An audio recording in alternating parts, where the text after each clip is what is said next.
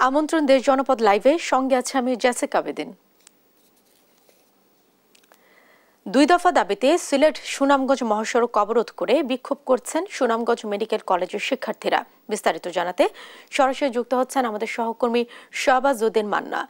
মান্না, শিক্ষার্থীরা কি কি দাবি উত্থাপন করেছেন, বর্তমানে সেখানে কি কি কেমন পরিস্থিতি বিরাজ করছে, বিস্তারিত যদি জানাতেন।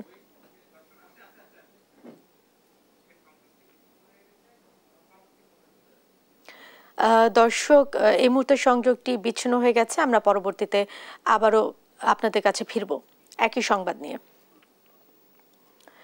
বঙ্গোপসাগরে 58 দিনের মাছ ধরা নিষেধাজ্ঞা চলছে। এই নিয়ে আরো জানাতে কক্সবাজার ও পটুয়াখালী থেকে যুক্ত হচ্ছেন সহকর্মী আব্দুর রহমান ও সাইদ ইব্রাহিম। আমরা শুরুতেই চলে যাচ্ছি কক্সবাজারে। রহমান, নিষেধাজ্ঞা কার্যকর করতে কি কি পদক্ষেপ নেওয়া হয়েছে, জেলেরা খাদ্য সহায়তা পেয়েছেন কিনা, কি তথ্য রয়েছে? ধন্যবাদ জেসিকা, আপনি যথার্থ বলেছেন। গতকাল রাত থেকে কক্সবাজারের মাছধরা ট্রলারগুলা ঘাটে বন্দী হয়ে গেছে। আগামী 2 মাস এখানে তারা অবস্থান করবেন বলে আমাদেরকে জানিয়েছেন এবং কক্সবাজারের প্রায় 65,000-এর কাছাকাছি জেলে নিবন্ধিত জেলে রয়েছে। তার মধ্যে 63,000-এর কিছু অংশ বেশি তারা সরকারি সহায়তা দেয় বলে আমাদেরকে মৎস্য কর্মকর্তা জানিয়েছেন। তবে যে বিষয়টি তারা আমাদেরকে অভিযোগ করেছেন, আবার সরকারের প্রশংসা করেছেন, সেটি হলো যে তারা 1 মাস তাদের মাছ ধরার বিষয়টি 1 মাস এগিয়ে এসেছে এবং আর এই বিষয়টি তারা তাদের আগে থেকে যদি ব্যবস্থা নেওয়া হতো তাহলে তারা অন্যভাবে তাদের অন্য ব্যবস্থার সুযোগ পাওয়া থাকতো। এবং দ্বিতীয় বিষয় হলো যে পার্শ্ববর্তী দেশে এবং বাংলাদেশের যে মাছ ধরার বৈষম্যটা ছিল সেটা সরকার যথাযথ পদক্ষেপ নেওয়ার কারণে তারা এবার মনে করতেছে তাদের একটু কষ্ট হলেও তারা ভবিষ্যতে যে পরবর্তী মৎস্য আহরণ শুরু হলে তাদের সে ক্ষতিটুকু তারা পুষিয়ে উঠতে পারবে বলে তারা আমাদেরকে জানিয়েছেন। এবং বিশেষ করে যারা বোর্ড মালিক সমিতি এবং জেলেদের যেই নেতৃবৃন্দ রয়েছেন তারা দাবি জানিয়েছেন যে এবার যেন তাদের সহায়তাটা যেন বৃদ্ধি করা হয় এবং যথাযথ কর্তৃপক্ষের মাধ্যমে যথাযথ ব্যক্তিকে যেন এই বন্টনটা করা হয়। কারণ তারা সবসময় রাজনৈতিক কারণে বিভিন্ন বৈষম্যের শিকার হয়েছে জেলেরাও, যেমনটি হয়েছিল অন্যান্য সময়ে তারা সঠিকভাবে যে তাদের জন্য নির্ধারিত 90 কেজি চালের যে ব্যবস্থা আছে সেখানে তারা না পেয়ে যারা ব্যবসায়ী এবং তাদের পরিচিত লোকজনরা এটা পেত বলে তাদেরকে জেসিকা আমাদেরকে জানিয়েছেন। আরেকটা বিষয় যেটা হলো যে নৌ পুলিশ এবং কোস্টগার্ড সহ যাতে জাটকা ধরনের জন্য কোনো অসাধু ব্যবসায়ীর বা বোট মালিক যেতে না পারে সেজন্য তারা যথার্থ পদক্ষেপ নিয়েছে এবং তারা তাদেরকে সচেতনমূলক করতেছে। যদি ইলিশ এবং মাছ যদি ডিম পারতে পারে পরবর্তীতে দেশে ইলিশের অভাব হবে না এবং মাছের প্রজননটা যদি সংরক্ষণ করা হয় তাহলে তারা তাদের পরবর্তীতে সারা বাংলাদেশের মানুষ মাছের যে খাদ্য আমিষের অভাব রয়েছে সেটা তারা পূরণ করতে হবে বলে আমাদেরকে জানিয়েছে। আর একটা বিষয় যেটা জেসিকা, যে কক্সবাজারের গভীর সমুদ্র বন্দর থেকে শুরু করে কক্সবাজারের উন্নয়নের জন্য তত্ত্বাবধায়ক সরকার অনেক পদক্ষেপ নিয়েছে।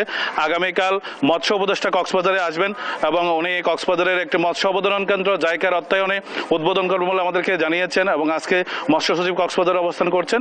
এবং সব মিলিয়ে কক্সবাজারের যে মৎস্য ব্যবস্থাপনাটা রয়েছে তাদের জন্য যদি জেলেদের জন্য যদি তাদের একটা নির্দিষ্ট নীতিমালা থাকে এবং তাদের জন্য সহায়তার যদি নির্দিষ্ট নীতিমালা থাকে, সবকিছু ছিল অগোছালো। এখন যে সরকারের যেহেতু নতুন উদ্যমে কাজ করতেছে, তত্ত্বাবধায়ক সরকারের যে উপদেষ্টা রয়েছেন দক্ষ যোগ্য, তারা যদি সঠিকভাবে রাজনৈতিক বলয় থেকে বের হয়ে, যেহেতু এখন রাজনৈতিক কোনো প্রভাব নেই, তাহলে তারা দাবি করতেছে যেন প্রকৃত জেলেরা, প্রকৃত যারা সম্পদ এবং আহরণ করে তাদেরকে যেন যথার্থ মূল্যায়ন করা হয়। কারণ আমাদের আমিষের যেই অভাবটা রয়েছে সেটা কক্সবাজারের সহ সারা পটুয়াখালী বিভিন্ন জায়গা থেকে জেলেরা সবসময় তাদের জীবন বাজি রেখে সমুদ্রের সাথে যুদ্ধ করে তারা মাছ আহরণ করে, কিন্তু তাদেরকে উপকূলে এসে তারা নানাভাবে নিগৃহীত হয়, তারা নানা ধরনের জেলে দস্যুদের ডাকাতের কবলে পড়ে, তাদের জীবন মান সবকিছুতে তারা বিভিন্ন ঝুঁকিতে থাকে। এবং এইবারে তারা কালকে যেহেতু মৎস্য উপদেষ্টা কক্সবাজারে আসবেন, তারা সংশ্লিষ্ট প্রশাসনের মাধ্যমে তাদের জীবন মান উন্নয়নের জন্য এবং তাদের মৎস্য আহরণ সহ সবকিছু যেন আধুনিকায়ন এবং এই শিল্পের যদি উন্নয়ন হয় তাহলে কক্সবাজারের সহ সারা বাংলাদেশের উন্নয়ন হবে। এবং জেসিকাই ছিল আমার কাছে সর্বশেষ। এখন যাচ্ছে পটুয়াখালী, আমাদের সহকর্মী পটুয়াখালীর কাছে।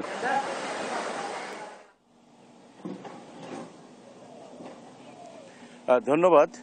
আসলে আপনি জানেন দীর্ঘদিন জেলেদের একটা দাবি, যে দাবিটা ছিল আসলে ভারতের সাথে মিল রেখে যেন বাংলাদেশ অবরোধ দেওয়া হয়, এবং এই অবরোধের ক্ষেত্রে কিন্তু বর্তমান যে এখন যে সরকার, সেই সরকার একটা যুগান্তকারী সাফল্য বলা হয়, যে এই 58 দিনের অবরোধ, যেটা জেলেরা খুশি হয়েছে এবং তাদের যে একটা দাবি ছিল সেই দাবিটা কাছে মেনে হয়েছে।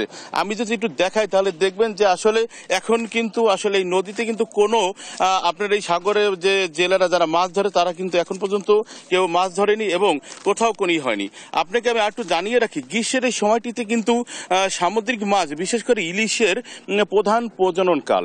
মাছগুলো ডিম ছাড় উপকূলবর্তী এলাকায় এসে, তাই এই সময় যদি অধিক হারে মাছ ধরা হয় সেক্ষেত্রে প্রজনন ব্যাহত হয়। পরবর্তী মৌসুমে মাছের উৎপাদনে মারাত্মক প্রভাব পড়ে। আর এ কারণেই কিন্তু 2025 সাল থেকে বাংলাদেশ সরকার সমুদ্রগামী সব ধরনের মাছ ধরার উপরে সময়টাতে নিষেধাজ্ঞা চালু করে। আপনাকে আমি আরেকটু জানিয়ে রাখি, বাংলাদেশ সহ আশপাশের আরও কয়েকটি দেশেও এই বঙ্গোপসাগর নিষেধাজ্ঞা জারি করে থাকে। বিশেষ করে ভারত, মিয়ানমারও নিষেধাজ্ঞা জারি করে থাকেন। আমরা দেখেছি প্রতি বছর 65 দিন নিষেধাজ্ঞা জারি করেন সরকার, আর সেই নিষেধাজ্ঞা থেকে কমিয়ে এবার 58 দিনের নিষেধাজ্ঞা জারি করা হয়েছে। যে কারণে আপনার এই জারির কারণেই কিন্তু পাশাপাশি এই নিষেধাজ্ঞার পরিবর্তন আনা হয়েছে। জেলেদেরকে দীর্ঘদিনের যে দাবি, পার্শ্ববর্তী দেশ ভারতের সঙ্গে সামঞ্জস্য রেখে নিষেধাজ্ঞার দাবি জানানো হচ্ছিল দীর্ঘদিন ধরে, সেই দাবিটি কিন্তু এবার বাস্তবায়ন হয়েছে। সরকার সেই দাবিটি আমলে নিয়ে এবার পার্শ্ববর্তী দেশের সঙ্গে মিল রেখে নিষেধাজ্ঞা জারি করেছেন। আমি কথা বলেছি বাংলাদেশ মৎস্য গবেষণা ইনস্টিটিউটের সাথে, যে বলেছেন যে গবেষণা যেখানে আসলে দেখা গেছে প্রজননকালে মাছ ধরা বন্ধ থাকলে পরবর্তী মৌসুমে ইলিশের উৎপাদন প্রায় 25 থেকে 30% বৃদ্ধি পায়। আর সে কারণেই কিন্তু সরকার এই নিষেধাজ্ঞা জারি করে থাকেন। ইলিশ রক্ষায় উপকূলীয় অনেক দেশ কিন্তু প্রতি বছর নির্দিষ্ট সময়ের জন্য সমুদ্রগামী মাছ ধরার নিষেধাজ্ঞা থাকে। আর সেজন্যই কিন্তু 15 এপ্রিল থেকে শুরু করে 58 দিনের নিষেধাজ্ঞা বঙ্গোপসাগরে সর্বাত্মক মাছ ধরার নিষেধাজ্ঞা দিয়েছে, যা চলবে 11 জুন পর্যন্ত।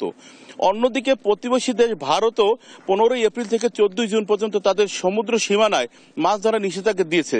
অর্থাৎ দুই দেশের সমন্বিত এই উদ্যোগে বৃহৎ পরিসরে সামুদ্রিক জীববৈচিত্র্যের মাছের প্রজননে সহায়ক পরিবেশ সৃষ্টি করবে।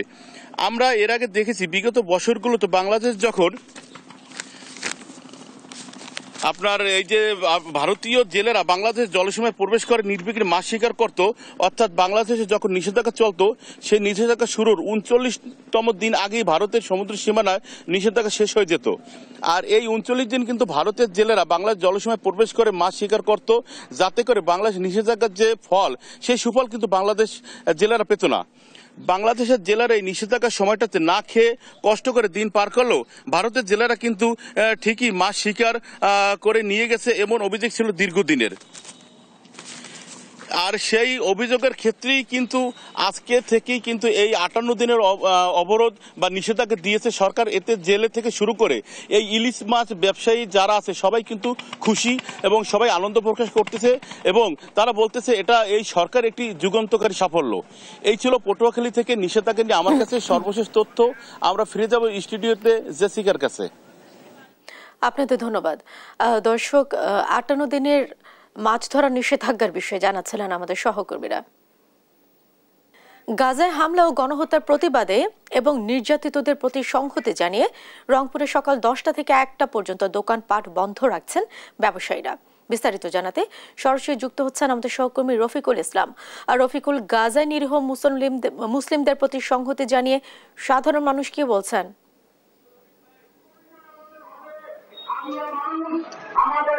আপনি জানেন যে ফিলিস্তিনের উপর ইসরায়েলের যে বর্বর হামলা চলছে, সেই হামলার নিন্দা জানিয়েছেন রংপুরের যে ব্যবসায়ীরা রয়েছেন, সাধারণ মানুষরা রয়েছেন। তারা এই ফিলিস্তিনের সাধারণ মানুষের উপর যে হামলা হচ্ছে, সেই হামলার অবিলম্বে বন্ধের দাবিতে কিন্তু আজকে তারা একটি কর্মসূচি হাতে নিয়েছেন। আপনি দেখতে পাচ্ছেন যে রংপুর মহানগর দোকান মালিক সমিতি এবং Rangpur chamber of commerce and industries যৌথ আজ সকাল থেকেই দুপুর পর্যন্ত সমস্ত দোকানপাট, ব্যবসা প্রতিষ্ঠান এবং বড় বড় যে বিপণী বিতানগুলো রয়েছে সেই বিপণী বিতানগুলো বন্ধ রেখে এই যে ইসরায়েলের যে আগ্রাসন, সেই আগ্রাসনের প্রতিবাদ জানিয়ে তারা কিন্তু আজকে রাজপথে নেমেছে। আমরা দেখেছি সকাল থেকেই রংপুর জেলা পরিষদ সুপার মার্কেটের সামনে বিভিন্ন ব্যবসায়ীরা, কর্মচারীরা তাদের প্রতিষ্ঠান বন্ধ রেখে আজ তারা এখানে একটি সমাবেশে অংশ নিচ্ছেন।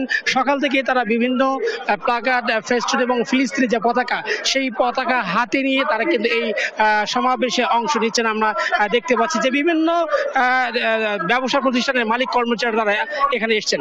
আমরা এখানে এসে যেমনটি কথা বলে দেখেছি, এখানে যে সাধারণ মানুষও এসেছেন, ব্যবসায়ীরাও এসেছেন, তাদের সঙ্গে আমরা কথা বলে জেনেছি যে তারা বলছেন অবিলম্বে ইসরায়েলের যে আগ্রাসন, সেই আগ্রাসন ফিলিস্তিনের উপর বন্ধ করতে হবে।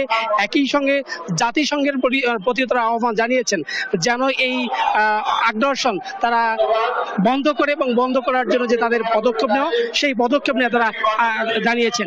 আমরা এই নিয়ে কথা বলতে চাই মহানগর খিলিপান দোকান মালিক সমিতির এখানে ব্যবসায়ীরা রয়েছেন, তাদের কাছে আমরা জানতে চাই কি কারণে আজকে আপনারা এখানে অংশ নিয়েছেন, আপনাদের দাবিটা কি? আমাদের দাবি প্রথম হচ্ছে যে নৃশংস যে হত্যা চলছে ইসরায়েলে, আমাদের মুসলমানদের জন্য সবাই ঐক্যবদ্ধ হই এবং ইসরায়েলের পণ্য সবাই বর্জন করি, এটাই আমাদের দাবি। আমরা শুনছিলাম এখানে মূলত যারা ব্যবসায়ীরা রয়েছেন তাদের আজকের প্রধান দাবি হচ্ছে যে ফিলিস্তিনের শিশু, নিরীহ মানুষ এবং সাংবাদিক সহ মানবাধিকার কর্মীরা যাদের উপর ইসরায়েলি হামলা বন্ধ না হয় তাহলে তারা কিন্তু এই ব্যবসায়ীরা এখানে তারা ইসরায়েলের যে পণ্য রয়েছে সেই পণ্য বিক্রি বন্ধ করবে, এমনকি তারা ঘোষণা দিয়েছেন। একই সঙ্গে দ্রুত যেন ইসরায়েলি বাহিনী ফিলিস্তিনের নিরীহ মানুষের উপর নির্যাতন, হত্যা যে চালাচ্ছে সেটি বন্ধ করে, এমনটা দাবি জানিয়েছিলেন। এই ছিল রংপুর থেকে সর্বশেষ খবর। ব্রহ্মপুত্র নদ ও ধরলা নদীর ভাঙনের মুখে পড়েছে কুড়িগ্রামের উলিপুর উপজেলার বেগমগঞ্জ ইউনিয়ন। বিস্তারিত জানাতে সরাসরি যুক্ত হচ্ছেন আমাদের সহকর্মী জুয়েল রানা। জুয়েল, নদী ভাঙন রোধে সংশ্লিষ্ট কর্তৃপক্ষ কার্যকর পদক্ষেপ নিচ্ছে কিনা, প্রশাসন কি বলছে, বিস্তারিত জানাবেন। জেসিকা, আপনি যেমনটি বলছিলেন, আপনাকে জানিয়ে রাখি ব্রহ্মপুত্র নদের পানি কিছুটা বৃদ্ধি পাওয়ার ফলে কিন্তু তীব্র ভাঙন দেখা দিয়েছে এই উলিপুরের যে বেগমগঞ্জ ইউনিয়ন রয়েছে সেই বেগমগঞ্জ রসুলপুর এলাকায়। তীব্র ভাঙনে কিন্তু গত 15 দিনে 10 থেকে 15টি পরিবার আসলে ভিটামাটি হারিয়েছে। এছাড়াও কিন্তু আমি স্থানীয় মানুষের সঙ্গে কথা বলছি, তারা বলছেন যে এই বর্ষা মৌসুম না আসতে কিন্তু বাড়িঘরের পাশাপাশি কিন্তু প্রায় 100 বিঘা ফসলি জমি কিন্তু এই ব্রহ্মপুত্র নদের মিলিত হয়েছে, বিলীন হয়েছে। এছাড়াও আপনাকে আমি দেখাতে চাই, যদি আমি এই মুহূর্তে রয়েছি এই রসুলপুর এলাকায়, এখানে কিন্তু দেখতে পাচ্ছেন যে এই ব্রহ্মপুত্রের তীব্র ভাঙনে কিন্তু এখানকার যারা বাড়িঘর ছিল সেটি কিন্তু নদীতে বিলীন হয়েছে এবং এছাড়াও যে বাড়িগুলো রয়েছে হুমকির মুখে রয়েছে সেই বাড়িগুলো কিন্তু ইতিমধ্যে তারা সরিয়ে নেওয়ার আসলে ব্যবস্থা করছে। এছাড়াও আপনাকে জানিয়ে রাখি এই এলাকায় একটি ঐতিহ্যবাহী কিন্তু রসুলপুর যে জামে মসজিদ রয়েছে, পাশাপাশি একটি মাদ্রাসা রয়েছে, সেই মাদ্রাসাও কিন্তু হুমকির মুখে রয়েছে। যে কোনো মুহূর্তে কিন্তু এখানে জরুরি ভিত্তিতে কাজ না করলে কিন্তু এই মাদ্রাসা এবং যে মসজিদ রয়েছে সেটি কিন্তু এই ব্রহ্মপুত্র নদে আসলে বিলীন হওয়ার সম্ভাবনা রয়েছে। এছাড়াও কিন্তু এখানে একটু এই মোল্লারহাট থেকে যে খুদিরকুটি যাওয়ার যে একটি গ্রামীণ সড়ক ছিল, ঐতিহ্যবাহী একটি সড়ক যেটির বয়স কিনা 50 বছর, সেটি কিন্তু এই ব্রহ্মপুত্রের নদে এই গত 15 দিনেই কিন্তু আসলে বিলীন হয়েছে। আমরা এখানকার মানুষের সঙ্গে কথা বলেছি, তারা বলছেন যে এই সামান্য কিছু স্থানীয় যে পানি উন্নয়ন বোর্ড রয়েছে তারা কিন্তু সামান্য কিছু জিও ব্যাগ ফেলছেন, যা আসলে কোনো কাজেই আসবে না। তারা এখানকার মানুষ জোর দাবি জানিয়েছে সরকারের কাছে যে দ্রুত এই এলাকায় আসলে স্থায়ীভাবে ব্যবস্থা না নিলে এই যে ঐতিহ্যবাহী একটি গ্রাম রয়েছে যেটির বয়স প্রায় 50 বছর সেটি কিন্তু এই নদীতে বিলীন হয়ে যাবে। এই মুহূর্তে একজন রয়েছে এখানে, স্থানীয় জনপ্রতিনিধি রয়েছে, আমরা যদি একটু জানতে চাই, একটু আপনি বলবেন যে আসলে কি অবস্থা দেখছেন, এই যে সব মিলে যে ভাঙনের কি অবস্থা, এর আগে কেমন ভাঙন ছিল এই এলাকায়? উলিপুরের বেগমগঞ্জ ইউনিয়নটি 3 নদী বেয়েছে এক ইউনিয়নটি, ব্রহ্মপুত্র, ঢলনা ও দুধকমল। আজ গত 15 বছর থেকে ভাঙন শুরু হয়ে যায়, ভাঙতে ভাঙতে ভাঙতে ভাঙতে ইউনিয়নের 80% ভেঙে গেছে, আর 20% আছে। এটি যদি সরকার কোনো ব্যবস্থা না নেয়, যে কোনো মুহূর্তে এই বেগমগঞ্জ ইউনিয়নটি মানচিত্র থেকে বাতিল হয়ে যাবে। তাই আমি আগ্রহ আবেদন জানাই সরকার বাহাদুরের প্রতি, দ্রুত যেন এই নদী শাসনের ব্যবস্থা নেওয়া হয়। ধন্যবাদ। জেসিকা, আপনাকে জানিয়ে রাখি, আমি স্থানীয় যে পানি উন্নয়ন বোর্ড রয়েছে, আমি সকালে কথা বলেছি, তারা বলছে এই এলাকায় ভাঙন রোধে কিন্তু তারা বলছেন যে 1000 যে জিও ব্যাগ রয়েছে, বালু ভর্তি জিও ব্যাগ তারা ফেলছেন। তারা এছাড়াও কিন্তু যে অন্যান্য নদ নদীগুলো রয়েছে সেখানেও কিন্তু ভাঙন রোধ থাকছে। এছাড়াও কিন্তু স্থানে যারা নদী পাড়ের মানুষ তারা কিন্তু একটা আতঙ্কে আছে যে এখনো বর্ষা মৌসুম আসেনি, বর্ষা মৌসুম আসলে ভাঙনের যে তীব্রতা সেটা কিন্তু অনেকটা বেড়ে যাবে, তখন কিন্তু এই এলাকার মানুষ দিশেহারা হয়ে যাবে। জেসিকা, এই ছিল সর্বশেষ পরিস্থিতি। মেঘনা নদীতে ভাঙনে দিশেহারা ভোলার বাসিন্দারা, বিস্তারিত জানাচ্ছেন সহকর্মী ছোটন সাহা। বর্ষা শুরুর আগেই কিন্তু ভোলার মেঘনায় তীব্র ভাঙন শুরু হয়েছে। আমি রয়েছি ভোলা সদরের শিবপুর ইউনিয়নে। এই পয়েন্টটিতেও কিন্তু গত কয়েকদিন ধরে তীব্র ভাঙন চলছে এবং এ কারণে কিন্তু মানুষজন কিন্তু অনেকটাই আতঙ্কিত হয়ে পড়েছে। তো পানি উন্নয়ন বোর্ড বলছিল যে আসলে নদীর যে গতিপথ পরিবর্তন, সেই পরিবর্তনের কারণে কিন্তু এই ভাঙনটি সৃষ্টি হয়েছে এবং এটি তারা নিয়ন্ত্রণে তারা চেষ্টা করছে। আমরা এলাকাবাসীর সাথে কথা বলেছি। এলাকাবাসী আসলে এই ভাঙনের চিত্র দেখে তারা অনেকটাই আতঙ্কিত এবং যে পরিমাণ ভাঙছে, বলা যায় এই পরিমাণ ভাঙন অব্যাহত থাকলে অচিরেই কিন্তু বন্যা নিয়ন্ত্রণ যে বাঁধ রয়েছে ভোলা সদরের, সেই বন্যা নিয়ন্ত্রণ বাঁধও কিন্তু বাঁধের ভেতরে কিন্তু সেই আঘাত করবে এবং সেক্ষেত্রে আরও বেশি ভয়াবহ চিত্র হতে পারে বলে এলাকাবাসী আশঙ্কা করছে। এবং আমরা জেনেছি যে এখানে যে বিস্তীর্ণ এলাকা রয়েছে সেই এলাকার যে সেটি কিন্তু ভাঙনের মুখে পড়েছে এবং এখানে একটি মাছঘাট রয়েছে এবং একই সাথে শত শত ঘরবাড়ি রয়েছে, এগুলো কিন্তু আসলে ভাঙনের মুখে পড়েছে এমনটি আমরা জেনেছি। এবং এলাকাবাসী এই ভাঙন প্রতিরোধে বারবার দাবি তুলে এসেছিল। এরপরে এরা কিন্তু একই সাথে এই ভাঙন প্রতিরোধে ব্যবস্থা নেওয়ার দাবিতে কিন্তু তারা কিন্তু মানববন্ধন করেছে, আন্দোলন কর্মসূচি করেছে, কিন্তু এখন পর্যন্ত ফলপ্রসূ কোনো ব্যবস্থা নেওয়া হয়নি, এমনটি অভিযোগ কিন্তু পানি উন্নয়ন বোর্ড থেকে করা হয়েছে। এবং আমরা কথা বলেছি পানি উন্নয়ন বোর্ডের নির্বাহী প্রকৌশলীর কাছে। তিনি বলছিলেন যে এই ভাঙন রোধে তারা আসলে দ্রুত ব্যবস্থা নেওয়ার জন্য কাজ শুরু করেছেন। 300 মিটার এলাকা জুড়ে কিন্তু তারা জিও ব্যাগ ফেলে এই ভাঙন প্রতিরোধের চেষ্টা করছেন। এলাকাবাসীর আশঙ্কা, যদি বর্ষার আগে যদি এই ভাঙন প্রতিরোধ করা না হয় সেক্ষেত্রে এই ভাঙনের চিত্র আরও তীব্র থেকে তীব্রতর আকার ধারণ করবে, এমনটি কিন্তু তারা আশঙ্কা করছেন। এবং আমরা জেনেছি যে এই মেঘনার ভাঙন কিন্তু এই মৌসুমে তীব্র আকার ধারণ করেছে এবং ইতিমধ্যে বেশ কিছু স্থাপনা নদীর গর্ভে বিলীন হয়ে গেছে, এমনটি আমরা জেনেছি। এবং এলাকাবাসীর দাবি একটাই, যেভাবেই হোক এই ভাঙন প্রতিরোধে যদি ব্যবস্থা দ্রুত নেওয়া হয় সেক্ষেত্রে তারা সুরক্ষিত থাকবে, অন্যথায় তাদের ঘর বিটা বিলীন হয়ে যাবে এবং তারা গৃহহীন হয়ে পড়বে। তো এ ছিল আমার কাছে ভোলাতে যে মেঘনার তীব্র ভাঙন চলছে তা নিয়ে সর্বশেষ তথ্য। কিছুক্ষণের মধ্যে প্রধান উপদেষ্টার সঙ্গে বৈঠকে বসতে যাচ্ছেন বিএনপির প্রতিনিধি দল। এ নিয়ে আরো জানাতে রাষ্ট্রীয় অতিথি ভবন যমুনার সামনে থেকে যুক্ত হচ্ছেন আমাদের সহকর্মী এম এ আজিম।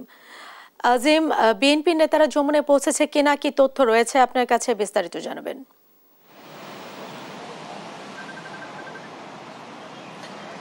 জেসিকা, প্রধান উপদেষ্টার যে কার্যালয় যমুনার সামনে কিন্তু বাসভবন যমুনার সামনে কিন্তু এই মুহূর্তে আসলে বিএনপির একজন নেতা মির্জা আব্বাস তিনি কিন্তু এসেছেন। এই মুহূর্তে আরও একটি গাড়ি আমরা এখানে দেখতে পাচ্ছি, সেটাও কিন্তু মাত্র এখানে এসে পৌঁছেছে এবং যেটি বলা হয়েছিল যে নির্ধারিত সময় যে 12টায় তারা এখানে আসবেন সেটি কিন্তু এখনও কিছু সময় বাকি। সেক্ষেত্রে বলা চলে যে বিএনপির যে সকল নেতাকর্মীরা এখানে আসার কথা তারা এখনও কিছু নেতাকর্মীরা পথে রয়েছেন, আসছেন, তাদের অপেক্ষায় কিন্তু এখানে যারা এসেছেন তারা অপেক্ষা করছেন। এই মুহূর্তে এখানে মূলত মির্জা আব্বাস তিনি কিন্তু এখানে এসেছেন, তিনি এখানে রয়েছেন এবং তিনি আসলে অন্যান্য যে নেতাকর্মীরা রয়েছেন তাদের অপেক্ষায় আছেন। তারা আসলে তারা একসাথে আসলে যমুনায় তারা প্রবেশ করবেন। এবং এর আগে যেটি আমরা জানতে পেরেছি, এই মুহূর্তে আপনাদেরকে যদি দেখাতে চাই যে নেতাকর্মীরা তারা কিন্তু যারা এসেছেন তারা আসলে এখানে কুশল বিনিময় করছেন এবং তারা কিছুক্ষণ পরে হয়তোবা তারা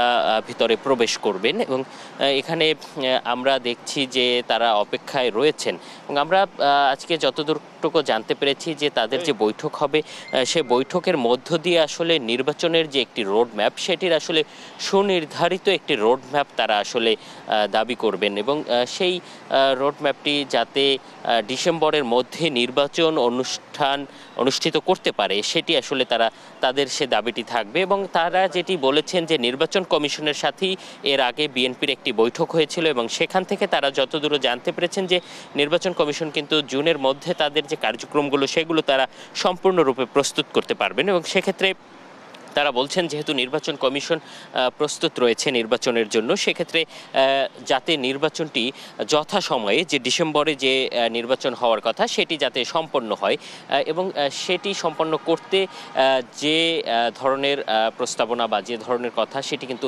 সরাসরি ক্লিয়ার কাট কথা আর কি তারা চাচ্ছেন। এই মুহূর্তে আমরা দেখছি যে যমুনায় কিন্তু প্রবেশ করছেন মির্জা আব্বাসের যে বহনকারী যে গাড়িটি সেটি কিন্তু এই মুহূর্তে যমুনায় প্রবেশ করলো সেটি আপনারা দেখলেন এবং এরপরে যে আরও যারা বিএনপির যে নেতাকর্মীরা আসবেন হয়তোবা তারা আসলেও তারা এখানে ঢুকবেন। যেহেতু নির্ধারিত সময় রয়েছে 12টা সেক্ষেত্রে এখনও কিছু সময় বাকি, সেক্ষেত্রে হয়তোবা আরও কিছু সময় পরে আমরা দেখব অন্যান্য যে নেতাকর্মীরা রয়েছেন তারা আসবেন। আমরা জানি যে এখানে মির্জা ফখরুল তারও আসার কথা, তিনিও যদি এখানে আসেন সেক্ষেত্রে হয়তোবা আমরা আপনাদের মাধ্যমে জানিয়ে দেব তিনি কখন আসেন এবং কিভাবে তিনি কখন আসলে এখানে প্রবেশ করেন।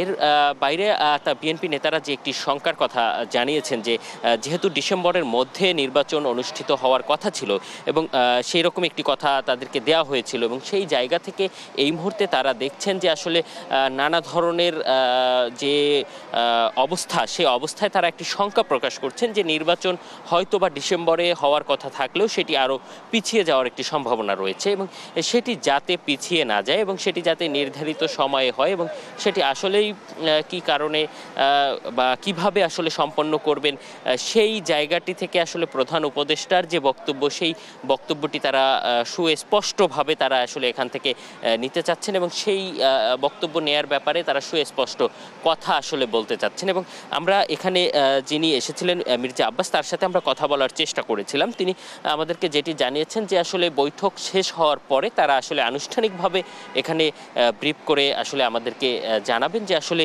কি ধরনের কথা হয়েছে বা কি ধরনের বক্তব্য প্রধান উপদেষ্টার এবং পরবর্তীতে হয়তো বা আমরা সে বিষয়গুলো আপনাদের জানিয়ে দিতে পারবো। এবং এখন পর্যন্ত আসলে বিএনপি নেতাদের মধ্যে আমরা একজনকে এখানে দেখেছি, তিনি কিন্তু এখানে এসেছেন এবং ভিতরে প্রবেশ করেছেন। পরবর্তীতে যারা আসবেন আমরা আপনাদের মাধ্যমে জানিয়ে দেব। এই ছিল আমার কাছে সবশেষ। ময়মনসিংহ সিটি কর্পোরেশনের রাস্তা ও ড্রেন নির্মাণে ধীরগতি আসছে, বর্ষায় ভোগান্তিরও শঙ্কা রয়েছে। বিস্তারিত জানাতে সরাসরি যুক্ত হচ্ছেন আমাদের সহকর্মী ইলিয়াস আহমেদ। ইলিয়াস, কাজের ধীরগতির ব্যাপারে সিটি কর্পোরেশন কি বলছেন আমাদের জানান। রাজনৈতিক পট পরিবর্তনের পর আমরা লক্ষ্য করেছি ময়মনসিংহ সিটি কর্পোরেশনের যে এর পূর্বে কাজগুলো চলমান ছিল সেই কাজগুলো কিন্তু একেবারেই স্থবিরতা দেখা দিয়েছে। অর্থাৎ কিছু কিছু ঠিকাদারি প্রতিষ্ঠানের ঠিকাদার তারা ঘা ডাকা দেওয়ায় কিন্তু আজকের যে ভোগান্তি সেটি কিন্তু একেবারেই চরমে পৌঁছেছে এবং আসছে বর্ষায় সেই ভোগান্তির মাত্রা আরো বাড়বে, সেই বিষয়টি কিন্তু নাগরিক যারা রয়েছেন তারা আশঙ্কা করছেন এবং তারা বলছেন যে অচিরেই যদি এই ধীরগতির কাজগুলো যদি সম্পূর্ণ না করা হয় তাহলে তাদের যে ভোগান্তি সেটি চরম পর্যায়ে পৌঁছাবে বলে আমাদেরকে জানিয়েছেন। আমরা এই বিষয়টি নিয়ে সিটি কর্পোরেশনের যারা কর্তা ব্যক্তি রয়েছেন তাদের সঙ্গে কথা বলেছিলাম। তারা বলছেন যে ইতিমধ্যেই কিন্তু প্রায় 70 কিলোমিটার অর্থাৎ এর মধ্যে 24 কিলোমিটার ড্রেন এবং 46 কিলোমিটার রাস্তার টেন্ডার কিন্তু বাতিল করা হয়েছে এবং সেই টেন্ডারগুলো রিটেন্ডার করার জন্য কিন্তু আগামী সপ্তাহ থেকে তারা কাজ শুরু করবেন।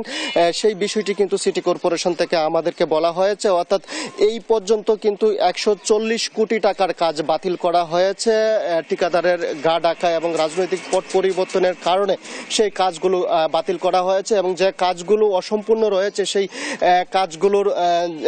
কাজগুলোর আশেপাশে যারা বাসিন্দারা রয়েছেন তারা কিন্তু চরম ভোগান্তির মধ্যে রয়েছেন। আমি এখন রয়েছি ময়মনসিংহ নগরীর গোয়ালকান্দি এলাকায় রয়েছি। এখানে আপনার মাধ্যমে একটু দর্শকদের দেখাতে চাই, এখানে কিন্তু ড্রেনের কাজ অসম্পূর্ণ রয়েছে এবং রাস্তার কাজও কিন্তু দীর্ঘদিন ধরে অসম্পূর্ণ থাকার কারণে এখানে সামান্য বৃষ্টিতেই জলাবদ্ধতার সৃষ্টি হয় এবং মানুষের যে ভোগান্তি সেটি কিন্তু চরম মাত্রায় পৌঁছায়। এবং এখানকার একজন স্থানীয় রয়েছেন, একটু জানতে চাই আপনাদের কি কি কি সমস্যা হচ্ছে কিংবা বর্ষায় কি কি সমস্যা হবে? বর্ষায় এখানে পানি জমে থাকে, এই যে রুট ড্রেন অর্ধেক করে ফেলে গেছে, ড্রেন অর্ধেক করে আর করে না, কন্ট্রাক্টর নাই, কন্ট্রাক্টর ফলাইছে।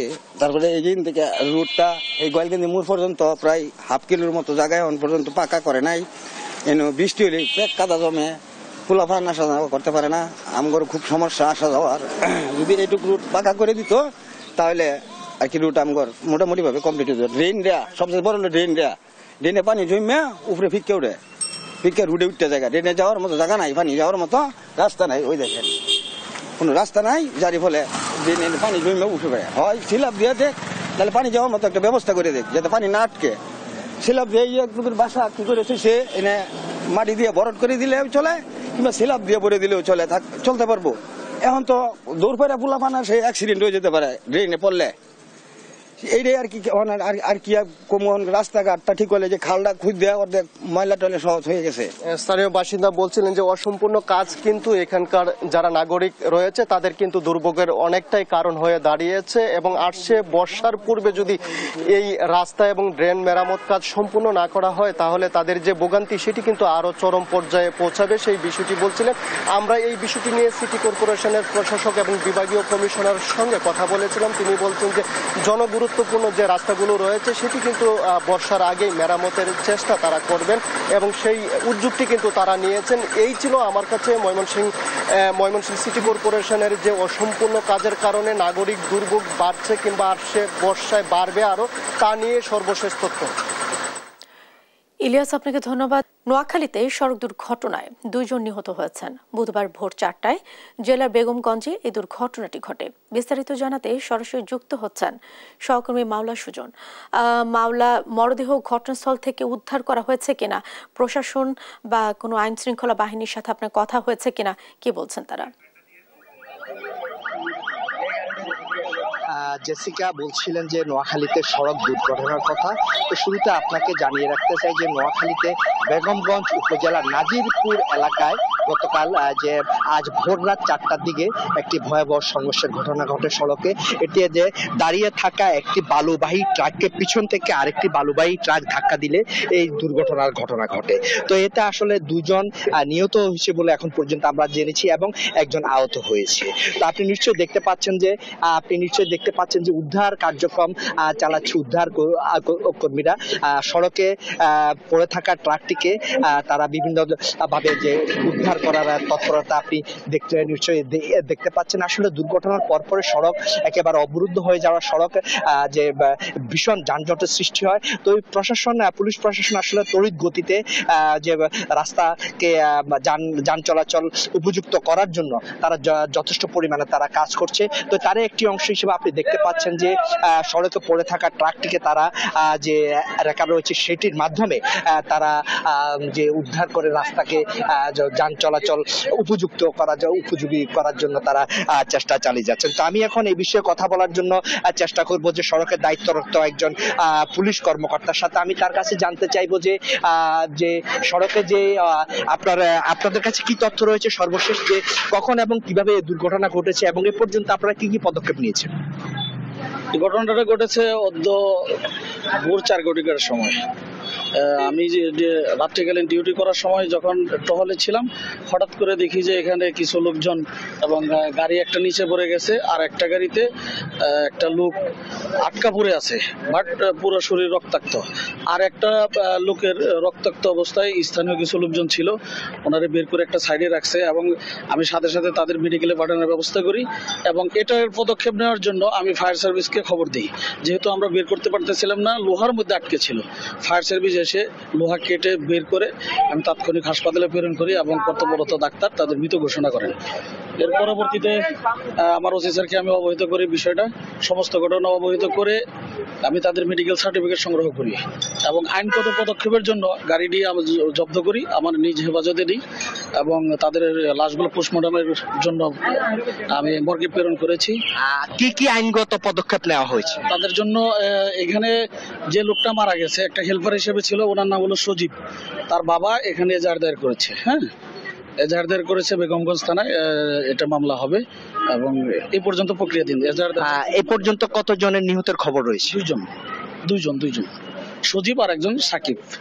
ধন্যবাদ আপনাকে। তিনি আসলে তেমন জানিয়েছে যে সড়ক দুর্ঘটনায় পর্যন্ত দুজন মারা গিয়েছে, একজন সজীব এবং একজন সাকিব। ইতিমধ্যে যে সজীবের বাবা বেগমগঞ্জ মডেল থানায় একটি অভিযোগ দায়ের করেছেন, সেই অভিযোগের পরিপ্রেক্ষিতে যে হাইওয়ে থানা, চন্দ্রগঞ্জ হাইওয়ে থানা পুলিশের সেটি আইনগত ব্যবস্থা গ্রহণ করবে। একই সাথে তারা সড়কে যান চলাচল উপযোগী করার জন্য তারা কাজ করে যাচ্ছেন এবং আশা করা যাচ্ছে কিছুক্ষণের মধ্যে সড়ক যান চলাচলের উপযোগী হবে। এ হচ্ছে নোয়াখালী থেকে আমার কাছে সর্বশেষ।